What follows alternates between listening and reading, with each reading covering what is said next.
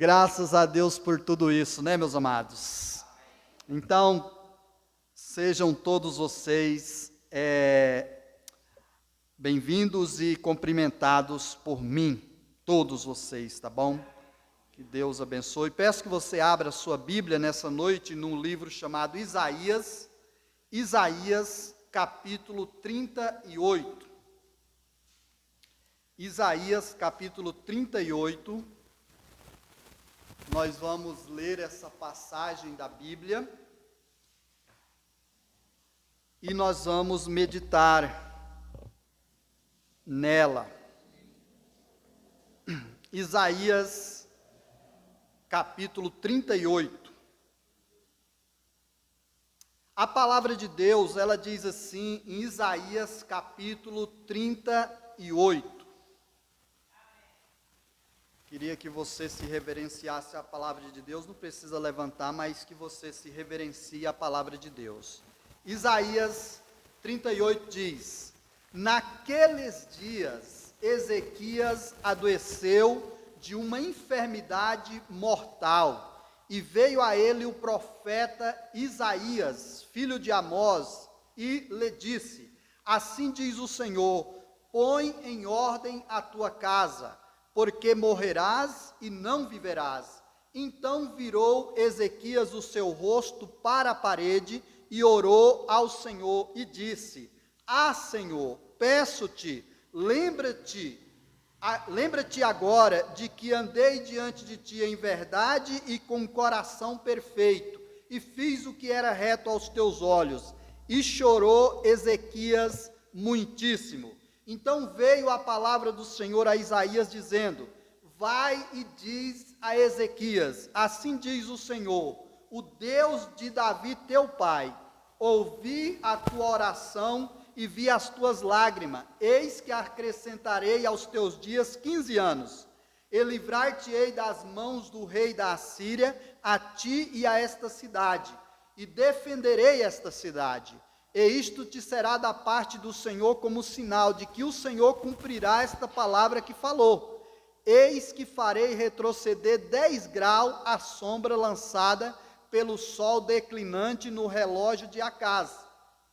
Assim retrocedeu o sol 10 graus que já tinha declinado.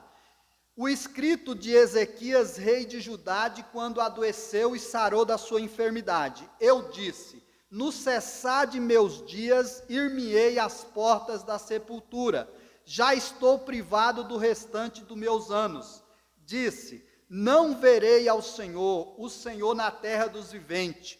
Jamais verei o homem com os moradores do mundo.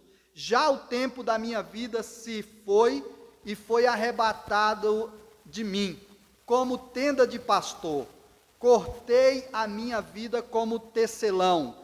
Ele me cortará do tear, desde amanhã até a noite me acabarás. Esperei com paciência até a madrugada, como um leão que quebrou todos os meus ossos, desde amanhã até a noite me acabarás. Como o grou ou a andorinha, assim eu cheirava e gemia como a pomba, alçava os meus olhos ao alto. Ó Senhor, ando oprimido, fica por meu fiador. Que direi? Como me prometeu, assim o fez. Assim passarei mansamente por todos os meus anos, por causa da amargura da minha alma. Senhor, por estas coisas se vive, e em todas elas está a vida do meu espírito. Portanto, cura-me e faze-me viver. Eis que foi para minha paz que tive grande amargura, mas a ti agradou livrar a minha alma da cova da corrupção, porque lançaste para trás das tuas costas todos os meus pecados. Porque não te louvará a sepultura, nem a morte te glorificará, nem esperarão em tua verdade os que descem à cova. O vivente, esse te louvará, porque é como eu hoje o faço. O pai aos filhos fará notório a tua verdade. O Senhor veio salvar-me, por isso, tangendo em meus instrumentos, nós o louvaremos todos os dias da nossa vida na casa do Senhor. E dissera Isaías: tomem uma pasta de figo e a ponham como emplasto sobre a chaga e sarará. Também dissera Ezequias: qual será o sinal de que hei de subir à casa do Senhor? Amém, amados? Nesta noite eu quero falar quando Deus mexe com a nossa estrutura. Quando Deus mexe com a nossa estrutura. Vamos orar? Pai, já damos graças, como foi dito aqui, por tudo que o Senhor tem concedido em todos estes anos. Damos graças pela vida de cada pessoa que veio aqui nesta noite, honrou um convite, principalmente os que ainda não são parte da igreja como pessoas convertidas, ó Pai. Eu te peço que o Senhor abençoe suas vidas, Pai. E eu oro, Pai, agora também pela Tua palavra, que o Senhor, ó Deus, venha me capacitar a transmitir, ó Deus, aquilo que está na Tua palavra a estes amados. Ó Pai querido, o Senhor que fala ao coração, venha falar conosco nessa noite. Eu te imploro, Pai, em nome de Jesus. Amém. Então, irmãos, quando Deus resolve mexer com as nossas estruturas, Deus, ele mexeu aqui com a estrutura de um homem chamado Ezequias. Ezequias adoeceu de uma enfermidade mortal. Ezequias adoeceu de uma enfermidade mortal. Não dá para se saber qual foi a causa dessa doença de Ezequias. Mas tem uma palavra aqui que ele nos traz um pouquinho de curiosidade. Ele expressa aqui algo que nos faz pensar que essa enfermidade seja causa disto. Então, veja comigo o capítulo 38 de Isaías. Isaías 38, versículo 17 diz: eis que foi para minha paz que tive grande amargura, mas a ti agradou livrar a minha alma da cova da corrupção, porque lançastes para trás das tuas costas todos os meus pecados.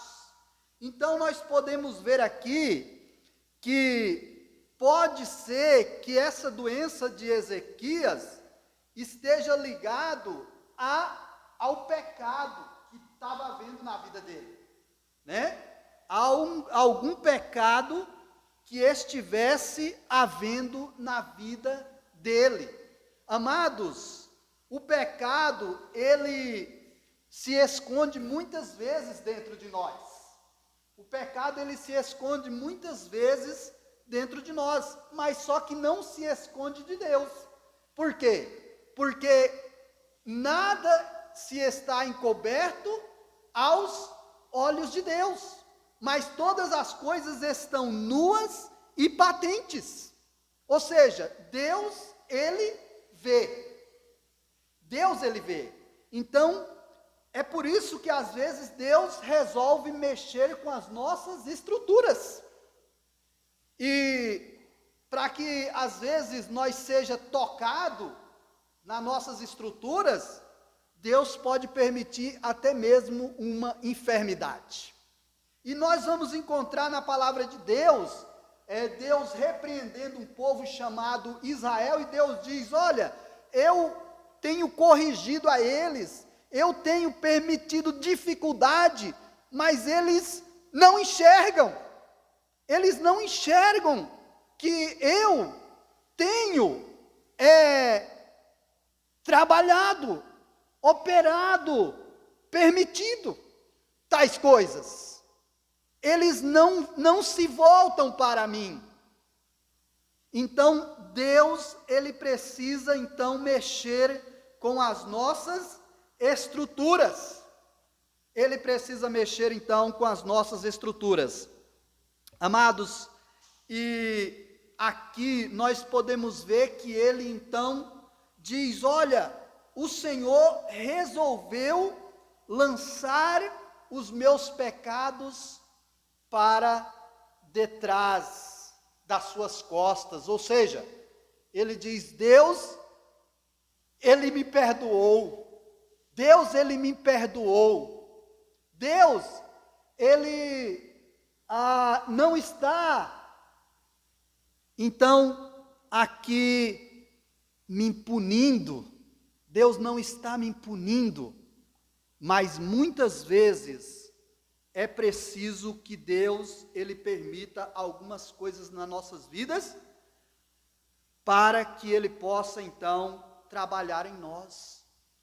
Ou seja, o que tem acontecido na minha e na sua vida, às vezes, os desconfortos que têm acontecido, né? Os desconfortos, seja um desconforto aí na área física, como uma enfermidade, né? Uma enfermidade, algo que dói ali em você, algo que lhe aflige, algo que, se você pudesse, você tiraria, como diz o ditado, olha, foi como tirar com a mão, né? Mas não, Deus permite ficar ali, para que você possa experimentar de Deus, para que cada um de nós possa experimentar de Deus. Então Deus, ele permitiu na vida de Ezequias essa enfermidade mortal. E ainda veio naquela época o profeta Isaías e disse: olha, põe a tua casa em ordem, porque morrerás e não viverás. Então, Ezequias adoeceu, começou a aparecer ali nele uma ferida, é o que dá para a gente perceber, né? Começa a aparecer no corpo dele uma ferida, porque aqui vai dizer o que devia fazer. Olhe comigo aí,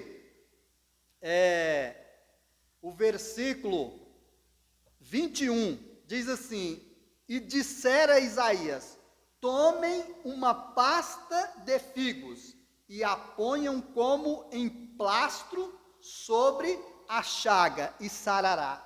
Ou seja, havia na vida de Ezequias uma ferida aberta, e aquela ferida estava corroendo muitas coisas da sua vida. Muitas coisas estavam sendo corroídas na vida de Ezequias por causa daquela ferida.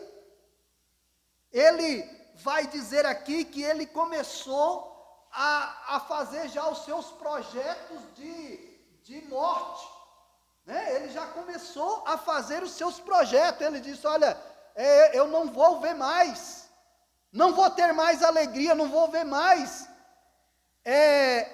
o agir de Deus.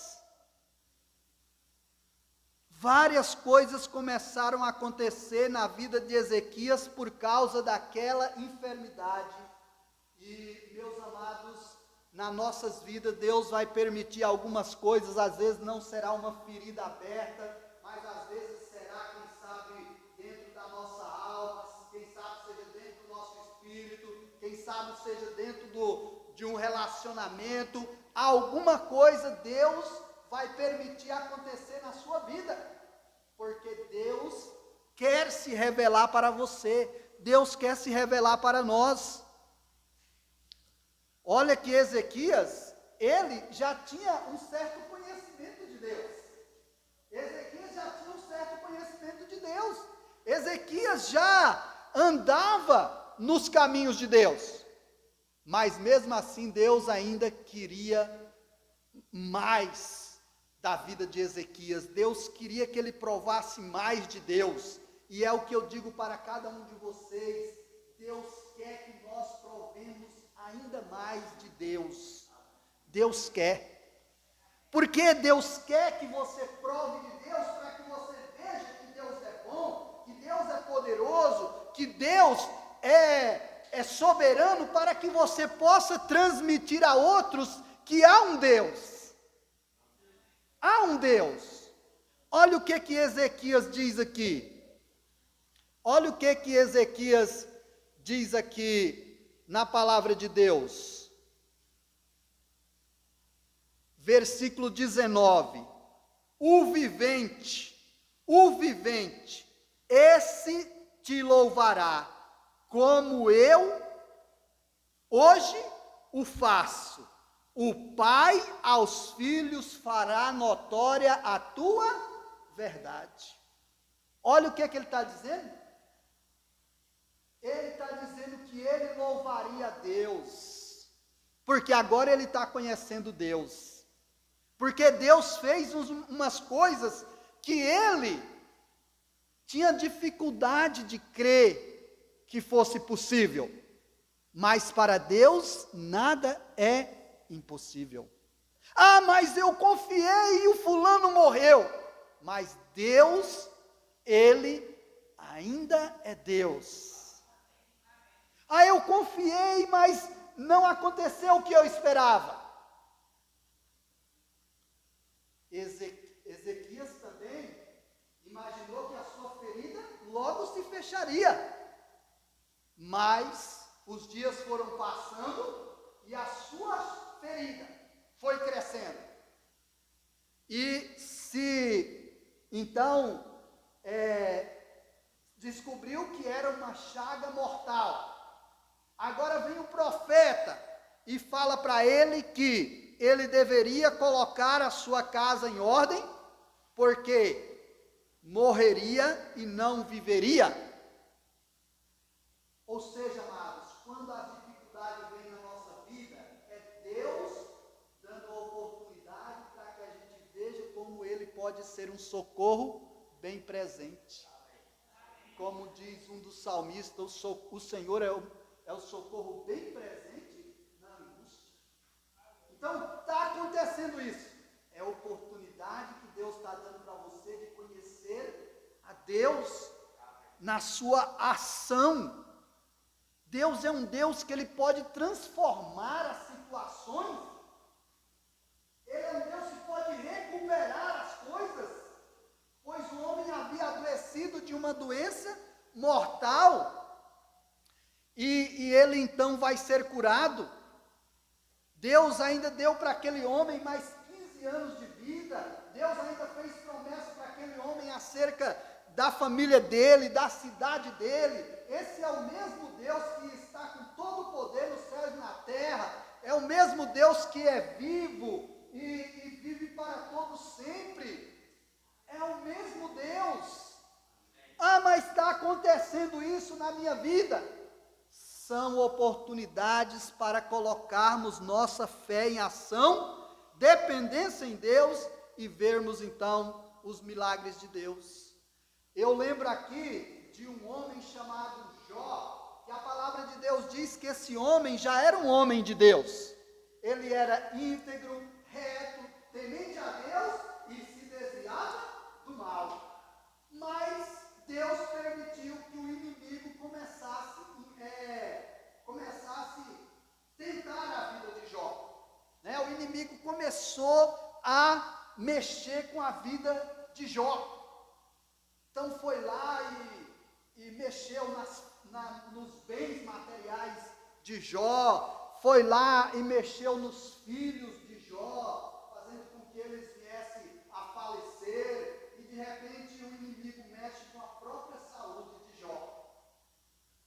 E Jó, ele está firme, mas a gente vê que Jó, ele começa a tentar se rebolar diante daquela situação que está acontecendo, Quem é que não fica aí desanimado? Quem é que não fica abatido, tristecido, lamentoso com a morte do ente querido, com a morte de 10 filhos, com a perda dos seus bens, com a perda da própria saúde, e ainda você começa a olhar para tudo isso, e às vezes você diz, só está faltando eu, mas eu queria te dizer que não está faltando, não é o final. Deus na realidade está trabalhando para que você conheça Deus, conheça mais a Deus. Deus está trabalhando. Ele estava trabalhando sobre a vida desse homem. E amados, Deus não trabalha com um propósito incerto. Não, Deus trabalha com propósitos de gerações. Você sabia que Deus trabalha com propósito de gerações? A Bíblia diz que Ele abençoará até a terceira e quarta geração. Eu acho que Ele fala isso em Êxodo, né, capítulo 20. Ele fala que aqueles que estiverem com Ele, na realidade eu acho que é muito mais do que isso, né? E faço misericórdia a milhares dos que me amam e aos que guardam os meus mandamentos. Mas aqui, deixa eu ver. Até a quarta, não. Ele falando da desobediência de um povo que servia a imagem de escultura, ele diz que puniria. Que visito a iniquidade dos pais nos filhos até a terceira e quarta geração dos que me odeiam, mas faço misericórdia a milhares dos que me amam e guardam os meus mandamentos. Ou seja, Deus é um Deus que trabalha com propósito. Então, Deus está querendo trabalhar na nossa vida não só para ser grande na minha vida, mas na vida dos meus familiares, dos meus, ainda aqueles que vão vir. Agora, quem experimenta isso? Aqueles que creem, que confiam, que se deixam ser instruídos por Deus. Pense na família de Ezequias. Pense na família dele. Que testemunho que não ficou para aqueles filhos, para aqueles netos, para aqueles irmãos e para outras pessoas. Que testemunho, nosso pai, ele adoeceu de uma chaga mortal, mas ele orou e ele descobriu que Deus tinha um plano maior para ele. E é isso que eu gostaria de dizer para você, que Deus, ele mexe nas nossas estruturas, e ele vai mexer, e ele tem que mexer, porque lembrando do Jó que eu falei, Jó, ele era íntegro, reto, temente a Deus, desviava do mal, mas diante da dificuldade, aí chegou algumas pessoas e começaram também a conversar com ele, e dizer que ele estava em pecados, e que ele tinha, que ele estava se achando muito especial. Mas sabe o que acontece, meus amados? No final de tudo, Jó diz assim: Senhor, eu te conhecia de ouvir falar, mas agora te veio os meus olhos, por isso eu me arrependo e me abomino do pó. Olha só, Jó diz: eu te conhecia de ouvir falar. Eu queria dizer aqui para vocês que muitos de nós conhecem Deus de ouvir falar. Você não conhece Deus na sua alma, um Deus que responde ali a tua aflição. Muitas vezes você não conhece esse Deus. Você conhece um Deus de ouvir falar. E Deus não está satisfeito com isso, porque Deus quer que você conheça Ele dentro da sua alma, como um Deus que dá resposta, como um Deus que direciona, como um Deus que dá um livramento, como um Deus que abençoa. Então Deus, Ele tem que mexer com a nossa estrutura. Às vezes tem que faltar alguma coisa, às vezes tem que embaraçar alguma coisa, para que a gente então corra para Deus. Corra para Deus. E é quando a gente então vai para diante de Deus, que a gente vê que só Deus, Ele pode nos amparar. Aí a gente começa a experimentar de Deus. E às vezes não é fácil, porque eu já passei por esse processo. Tem momentos que você vai orar e parece que não tem resposta. Você ora e parece que não tem resposta. Às vezes você ora e parece que o negócio continua da mesma maneira. Mas aí quando você continua, você vai ver que Deus estava trabalhando, até mesmo a demora da resposta de Deus. Era um processo de Deus te fazer crescer e depender dele. Então, meus amados, quando Deus mexe nas nossas estruturas. Ezequias, ele começou aqui a fazer já os projetos final da sua vida. Ele disse: olha, eu vou morrer. Versículo 12 diz assim: já o tempo da minha vida se foi, e foi arrebatado de mim, como tenda de pastor. Então pensa lá a tenda do pastor. O pastor que está falando aqui é o pastor que cuida dos rebanhos de ovelha, lá na cultura de Israel, quando eles iam para as montanhas lá, e levavam suas ovelhas, lá ele armava ali na tenda, mas de repente vinha um vendaval e levava aquela tenda embora. E Ezequias, ele está dizendo: olha, a minha vida vai ser mais ou menos como isso daí. Nada disso. Se você olhar para Deus, quem sabe, tem aí 15 anos de serviço para o reino dele, para trazer pessoas para conhecer Jesus, para fazer o convite, para que tenha um menino aqui em cima dizendo que você convidou ele, ou para que esteja uma moça aí que esteja adorando a Deus, se entregando à obra de Deus. São tantas coisas que Deus quer fazer, e às vezes nós estamos pensando que nossa vida vai ser arrebatada como a tenda de um pastor. Amados, eu tenho falado para as pessoas, a arma do inimigo chama-se medo. Você está com medo? Então você está ouvindo a voz do inimigo, porque essa é a arma do inimigo. Porque Deus disse na sua palavra muitas vezes, os estudiosos dizem que tem 365 vezes na Bíblia: não tenha medo, não temas. É como que Deus diz, e eu já falei isso aqui várias vezes, mas tem que repetir porque é verdade. Cada dia da vida Deus diz: não temas. O coronavírus, não temas. Não temas. Não temas. E se eu morrer? E ainda que eu andasse pelo vale da sombra da morte, não temeria mal algum, porque o Senhor está comigo, a sua vara e o seu cajado me consola. Então, Deus tem que mexer nas nossas estruturas. Tem alguma coisa na sua vida que está lá bagunçada, seja relacionamentos, é porque Deus quer que você dependa dEle. Passe a buscar a Deus. Olha como que esse homem buscou a Deus. Olha aí capítulo 38, versículo 2. Então virou Ezequias o seu rosto para a parede e orou ao Senhor. Então veja só. Então virou Ezequias o seu rosto para a parede e orou ao Senhor. Amados, é muito fácil orar na igreja. É muito fácil orar na igreja, é muito fácil orar numa reunião, mas Deus, Ele quer que você tenha uma intimidade. Ele me quer e quer a ti com uma intimidade que nada esteja atrapalhando. É você e Ele.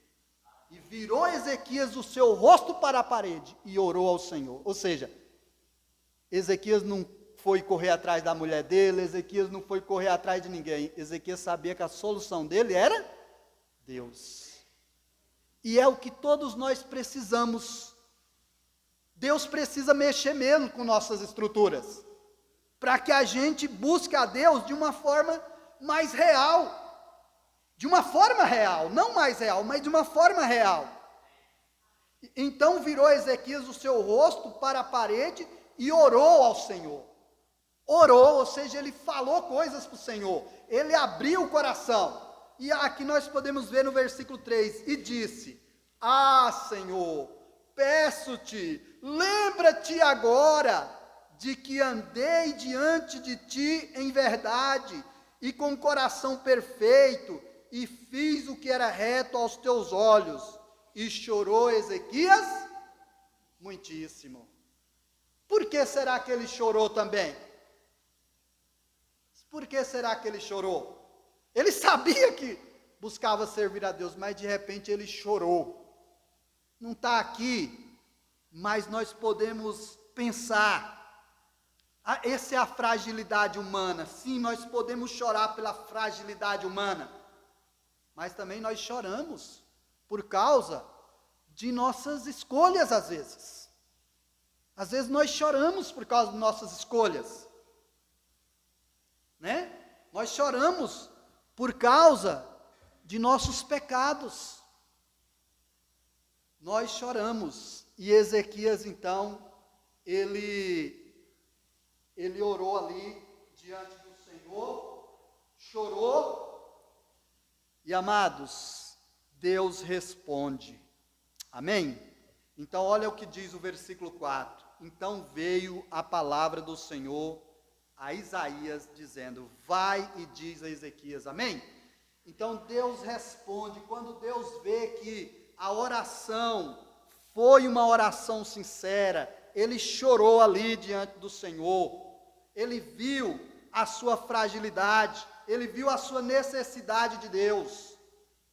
Todo ser humano precisa de Deus, mas os seres humanos estão tão endurecidos em relação a Deus. Às vezes Deus tem permitido chagas nas vidas das pessoas, feridas, né, nos seus relacionamentos, e as pessoas mesmo assim continuam endurecidas, estão procurando solução em outras coisas, quando a solução na realidade está na presença de Deus. A solução está na presença de Deus, porque as outras coisas elas podem amenizar as coisas, mas Deus ele nos cura por total. Deus ele nos cura por total, porque você vê que Ezequias, depois que Deus responde a ele, Ezequias então ele vai escrever acerca dele. Veja só o versículo 9. O escrito de Ezequias, rei de Judá, de quando adoeceu e sarou da sua enfermidade. Amém? Ele foi escrever.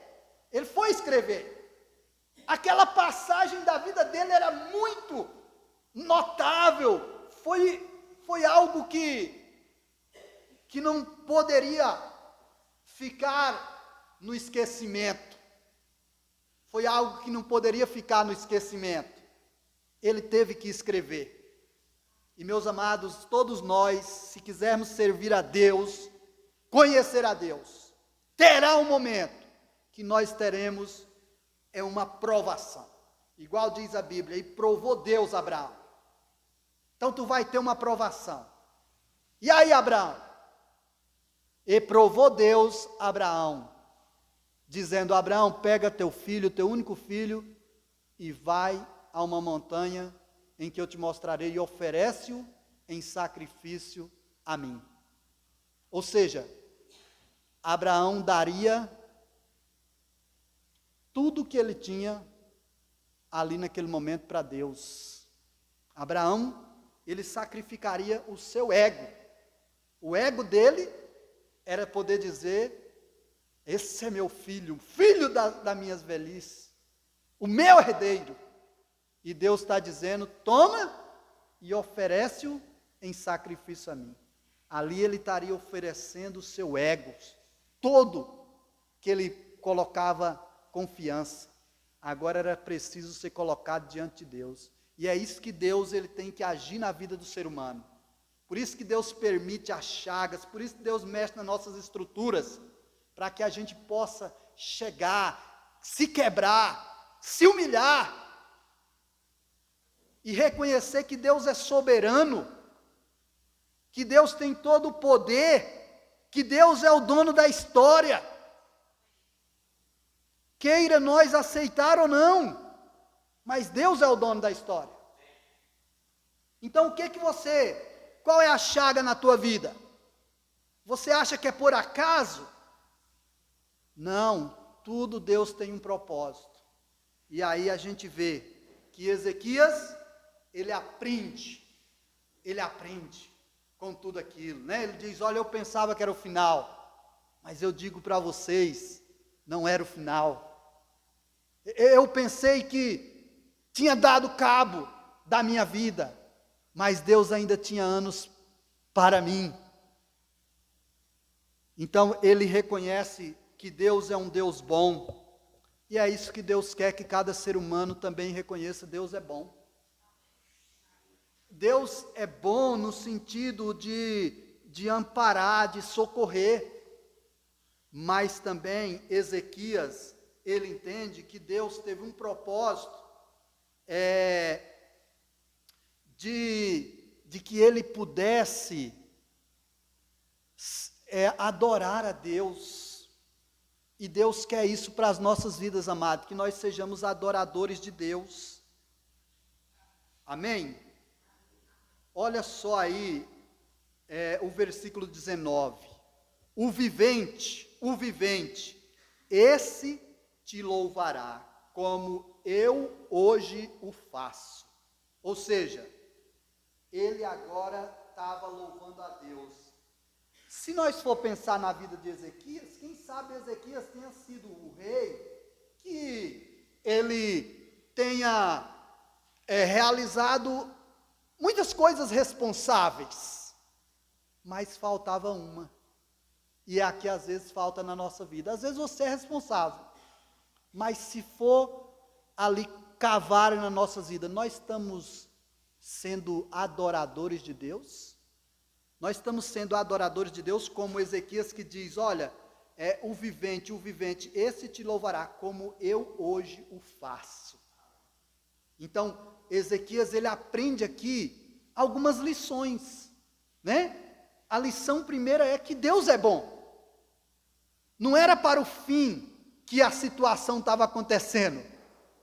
Era para Deus mostrar que Deus quer ser conhecido. Amém?